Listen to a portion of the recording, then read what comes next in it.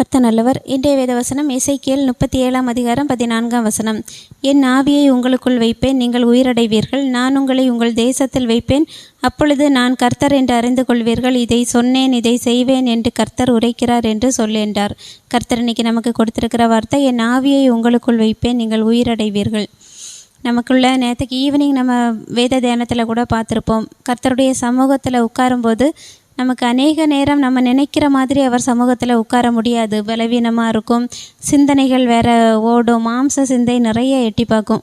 நம்ம ஆவிக்குரியவர்களாக அந்த இடத்துல நம்ம இருக்கிறத விட மாம்ச சிந்தை நிறைய நமக்குள்ள அந்த நேரத்தில் கர்த்தருடைய சமூகத்தில் உட்காரும்போது அது கிரியை செய்து நம்ம சோர்வடைஞ்சு போவோம். நம்ம நினைக்கிற அளவுக்கு ப்ரேயர் பண்ண முடியாது.